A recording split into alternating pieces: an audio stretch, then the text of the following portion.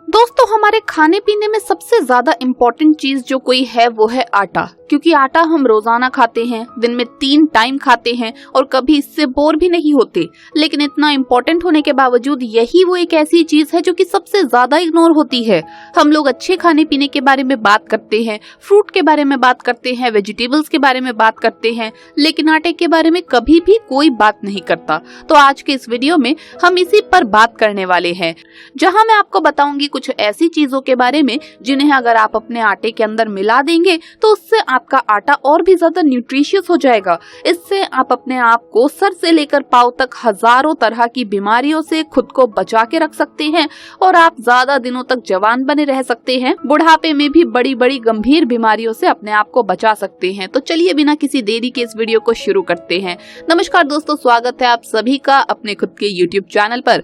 दोस्तों, जिस आटे के बारे में आज मैं आपको बताने वाली हूँ, अगर इसे आप रेगुलरली इस्तेमाल करते हैं तो इसकी वजह से आपके अंदर कभी भी लीवर से रिलेटेड कोई भी प्रॉब्लम नहीं आएगी। आपकी किडनी जो है वो अच्छी तरह से काम करती रहेगी, हेल्दी बनी रहेगी, आपके अंदर यूरिन इन्फेक्शन नहीं होगा, आपको अर्थराइटिस की प्रॉब्लम नहीं होगी, मोटापा आपके अंदर कभी भी नहीं आएगा। अगर आप ऑलरेडी मोटे हैं तो आपके अंदर जो मोटापा है वो कम होना शुरू हो जाएगा। डायबिटीज की प्रॉब्लम आपको कभी भी नहीं आएगी और हार्ट से रिलेटेड कोई प्रॉब्लम आपको नहीं होगी। आपका कोलेस्ट्रॉल भी नहीं बढ़ेगा। दोस्तों, हम में से 90% लोग सिर्फ गेहूं का आटा इस्तेमाल करते हैं और सिर्फ एक ही तरह के ग्रेन का, एक ही तरह के अनाज का आटा इस्तेमाल करने से क्या होता है कि जो दूसरे अलग अलग तरह के अनाज और ग्रेन्स हैं, इनके फायदे से, उनके गुणों से हम वंचित रह जाते हैं। क्योंकि हर एक तरह के अनाज में, हर एक तरह के ग्रेन में अलग अलग गुण, अलग अलग क्वालिटी होती है, तो ये हमें नहीं मिल पाती है। इसके अलावा अगर आप सिर्फ गेहूं का ही आटा इस्तेमाल करते हैं तो उसके अपने कुछ अलग साइड इफेक्ट्स और नुकसान भी हो सकते हैं। इनफैक्ट इंडिया के अंदर जो गेहूं पैदा होता है उसमें से 90% गेहूं जो है दोस्तों वो हाइब्रिड फॉर्म में होता है। हाइब्रिड फॉर्म का मतलब है कि गेहूं को किसी दूसरी तरह की ग्रास के साथ क्रॉस कराया जाता है और क्रॉस कराने के इस प्रोसेसिंग के दौरान और इनके जीन्स को बदलने के दौरान बहुत सारी एक्सरेज और गामा रेज और केमिकल्स का भी यूज किया जाता है, जिससे कि ये जीन्स तब्दील हो सके और जो अनाज के प्रोडक्शन है, क्वांटिटी है, वो बढ़ सके और जो कंपनीज हैं या जो किसान हैं उन्हें मॉनेटरी फायदा उसकी वजह से हो सके। लेकिन इस प्रोसेसिंग के दौरान जो है इसके जो क्योंकि जीन्स बदल दिए जाते हैं दोस्तों, तो वो आपके लिए कहीं ना कहीं नुकसानदायक भी साबित हो सकते हैं। और इस तरह का अनाज खाने से, इस तरह का गेहूं खाने से आपको बजाय फायदे के नुकसान भी हो सकता है। बहुत सारी बीमारियां भी आपके अंदर पैदा हो सकती है। इसके अलावा अगर आप सिर्फ गेहूं का ही आटा खाते हैं तो उसकी वजह से आपके अंदर मोटापा बढ़ सकता है, आपकी तोंद बढ़ सकती है। अगर आपको डायबिटीज है तो आपका ब्लड शुगर राइज हो सकता है। अगर आपको ग्लूटेन एलर्जी है तो इसकी वजह से आपके अंदर ये एलर्जी और ज्यादा बढ़ सकती है। अगर आपको थायराइड की प्रॉब्लम है तो उस केस में भी आपके लिए गेहूं जो है खाना नुकसानदायक होता है। तो ऐसी बहुत सारी प्रॉब्लम्स है जो कि सिर्फ गेहूं का आटा खाने से आपके अंदर हो सकती है। दोस्तों, इन सभी बातों को सुनने के बाद हो सकता है आपके मन में ये सवाल आ रहा होगा कि भाई हम तो बचपन से गेहूं का आटा खाते आए हैं, हमें कभी कोई प्रॉब्लम नहीं हुई। इनफैक्ट हमारे जो दादा दादी थे, बुजुर्ग थे, वो भी हमेशा गेहूं का आटा ही खाते आए थे, उन्हें कभी कोई बीमारी नहीं होती थी, वो तो बुढ़ापे में भी हेल्दी रहते थे। तो ऐसा कैसे हो सकता है कि सिर्फ गेहूं का आटा अगर हम खाएंगे तो ये प्रॉब्लम हमारे अंदर हो जाएगी? दोस्तों, मैं आपको बताना चाहती हूँ कि गेहूं का आटा खाने से जितनी भी प्रॉब्लम्स होती है, जिनके बारे में अभी मैंने जिक्र किया था, ये सब की सब पूरी तरह से साइंटिफिकली प्रूवन है और आपके अंदर डेवलप होती है। लेकिन दिक्कत ये है कि जो प्रॉब्लम्स आपके अंदर गेहूं का आटा खाने से डेवलप होती है वो बहुत धीरे धीरे डेवलप होती है और अक्सर हम लोग इसे गेहूं के आटे से जोड़कर देखते ही नहीं, ना ही हमारे डॉक्टर्स देखते हैं और ना ही हम इसके बारे में सोचते हैं, क्योंकि हमें इसके बारे में जानकारी ही नहीं है और ना ही हमें इसके बारे में कुछ भी बताया जाता है। अगर मैं बात करूं आपके दादा दादी की, तो दोस्तों आपके दादा दादी जो गेहूं खाते थे वो हाइब्रिड गेहूं नहीं होता था, वो पेस्टिसाइड्स वाला गेहूं नहीं होता था। पेस्टिसाइड्स का इस्तेमाल और हाइब्रिड बनाने का जो ट्रेडिशन है ये हमारे इंडिया में शुरू हुआ है हरित क्रांति के बाद, यानी जो ग्रीन रेवोल्यूशन इंडिया में हुआ था उसके बाद से ये सब चीजें शुरू हुई है। उससे पहले कभी इंडिया में कोई हाइब्रिड गेहूं या हाइब्रिड अनाज या सब्जियां पैदा नहीं होती थी और यही वजह है कि आपके दादा दादी गेहूं का आटा खाने के बावजूद भी हेल्दी रहा करते थे।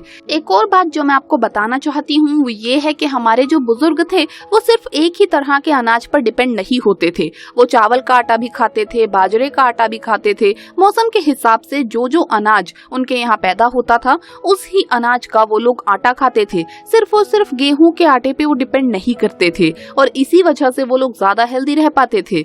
अब सवाल ये पैदा होता है कि जो आटा जो गेहूं हमें मिल रहा है उसके अलावा हमारे पास कोई ऑप्शन तो है ही नहीं, तो हमें ऐसा क्या करना है, अपने आटे में ऐसा क्या बदलाव लाना है जिससे कि इसके जो नुकसान है वो हमें ना हो बल्कि ये हेल्दी बन जाए और हमारे लिए फायदेमंद हो जाए और हम अलग अलग तरह की बीमारियों से अपने आप को बचा सके। दोस्तों, इसे करने का जो तरीका है यानी अपने आटे को हेल्दी बनाने का जो तरीका है वो बहुत ज्यादा आसान है। इसमें आपको सिर्फ कुछ एक चीजें हैं जो कि मिलानी है। तो अब चलिए बात करते हैं कि कौन सी ऐसी चीजें हैं जो कि आपको अपने आटे के अंदर मिलानी है जिससे कि ये और ज्यादा हेल्दी और आपके लिए फायदेमंद हो जाए और इससे जो नुकसान आपको हो सकते हैं गेहूं के आटे से वो आपको ना हो। तो दोस्तों, इस गोल को हासिल करने के लिए आपको अपने आटे में सिर्फ 4 चीजों को ऐड करना है। पहली चीज है चना, दूसरी चीज जौ, तीसरी चीज रागी और चौथी चीज है बाजरा। ये 4 ऐसे ग्रेन्स हैं जो कि अगर आप पीस के आटे की शक्ल में अपने गेहूं के आटे के अंदर मिक्स कर देते हैं एक स्पेसिफिक प्रोपोर्शन में, जिसके बारे में अभी आगे मैं आपको बताऊंगी, तो उससे आपके आटे से जो नुकसान आपको हो रहा है वो नहीं होगा। इनफैक्ट आपकी सेहत के लिए ये बहुत ही बढ़िया बन जाएगा और बहुत सारी अलग तरह की प्रॉब्लम्स जो कि आपके अंदर हो सकती है वो नहीं होगी और बुढ़ापे तक आप हेल्दी बने रहेंगे। सबसे पहले बात करते हैं चने के बारे में। तो दोस्तों, आपको काबुली चने लेने हैं। जो काबुली चने होते हैं ये प्रोटीन का बहुत ही रिच सोर्स होते हैं।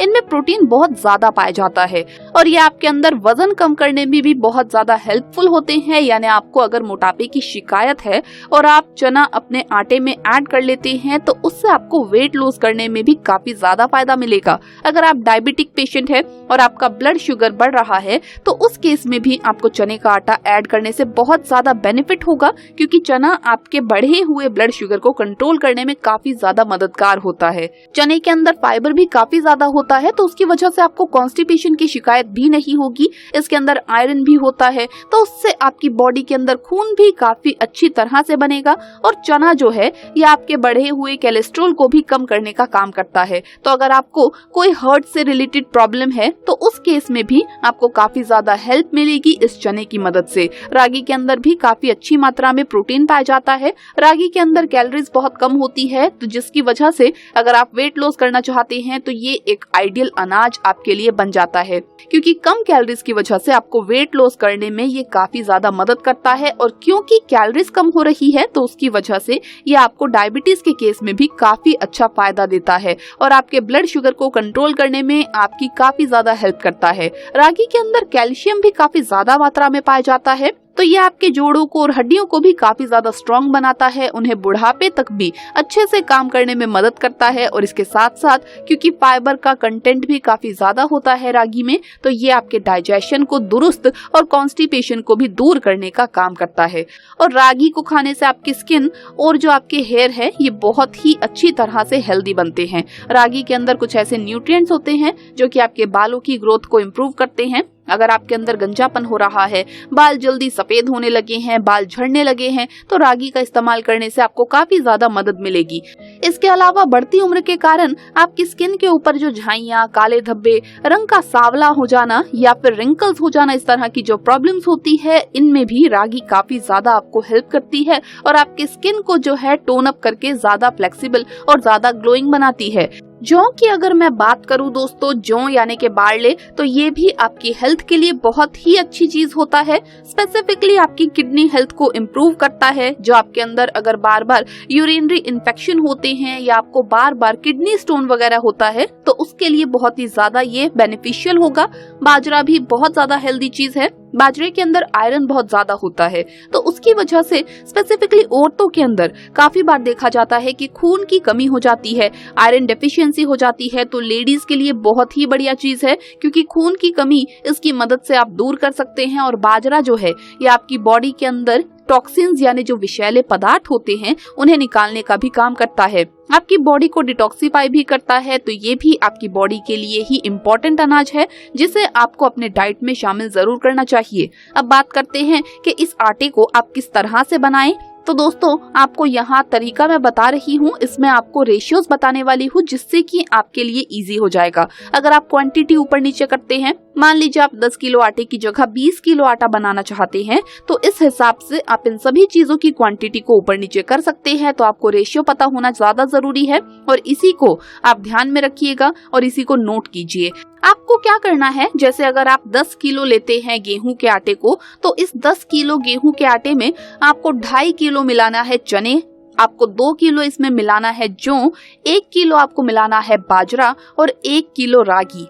इस आटे को बनाने का जो बेस्ट तरीका है दोस्तों वो ये है कि आप इन सभी चीजों को साबुत ले लें, यानी आप गेहूं भी साबुत ले लें, आप चना भी साबुत लें, रागी भी आपको साबुत लेना है, जौ और बाजरा भी आपको साबुत लेना है मार्केट से, और इन्हें अच्छी तरह से पानी से धो के धूप में सुखा ले और उसके बाद खुद ही इन्हें पिसवाइए। तो ये बेस्ट तरीका है। अगर इस तरीके से आप लेंगे तो उससे अच्छा आपके लिए कुछ भी नहीं है। लेकिन अगर आपके पास रिसोर्सेज की कमी है, टाइम की कमी है, या आप इस तरीके से नहीं कर सकते हैं, तो मार्केट में इन सभी चीजों के पिसे हुए आटे भी आप मिलते हैं, वो ले लीजिए, उन्हें परचेज करके आप ले आइए और इन सभी आटों को घर में लाकर आप मिक्स कर लीजिए। अगर आप इन सब चीजों को खुद ही पिसवा रहे हैं तो आपको एक बात का ध्यान रखना है कि इन सब चीजों को मिक्स करके आपको नहीं पीसना है, ना ही पिसवाना है, अलग अलग इन्हें आपको पिसवाना है, अलग अलग ही स्टोर करना है। क्योंकि अगर आप इन्हें साथ में पिसवाते हैं तो पहली चीज तो ये कि आपको ये जो आटा है ये अच्छे से नहीं पिसेगा, क्योंकि दोस्तों ये सब चीजें अलग अलग साइज की होती है तो पिसने में थोड़ी दिक्कत आएगी।